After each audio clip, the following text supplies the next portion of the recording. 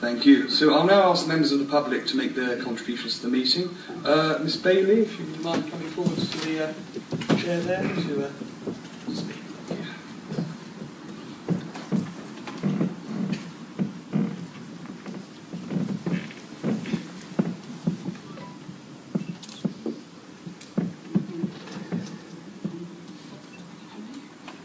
Thank you.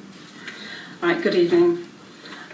Can I just say before I start that I am speaking on behalf of my airport supporters group, not on behalf of any other political group or anything. This case comes straight from us.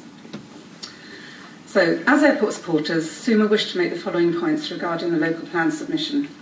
We are obviously concerned about the future of Manston Airport and also, like others, about the high housing numbers imposed by government with the resulting pressures on infrastructure, resources and services.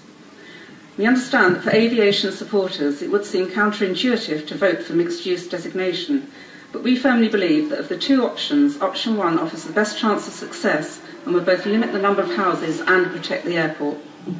In our opinion, option two is highly likely to be rejected with the inevitable government intervention, which could very well see houses placed on Manston by default. In regard to the airport, the two options presented to councillors are very similar. Option 2 allows time for a resubmitted DCO to progress, whereas a successful DCO will override option 1.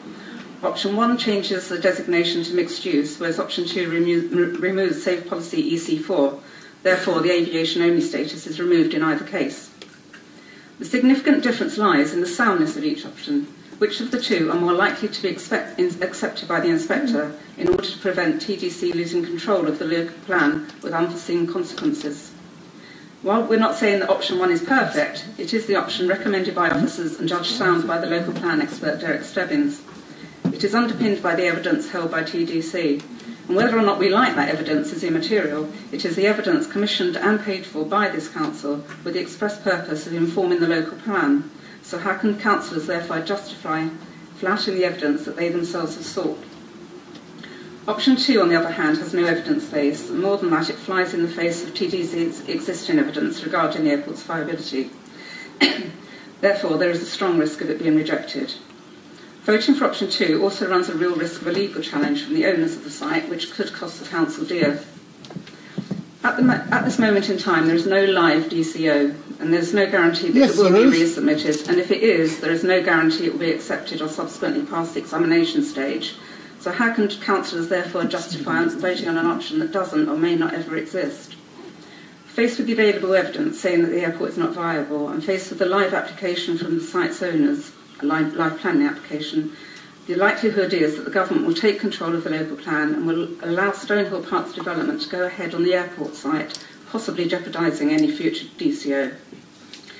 Thanet Council is under close scrutiny by MHCLG and is facing pressure to do the right thing and produce a plan which is deemed sound.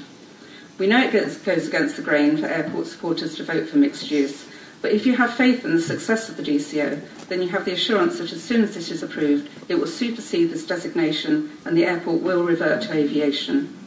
Our main concern is that the local plan is approved, and in voting for option 1, we reason that Thanet will keep control of its own destiny and evade government intervention.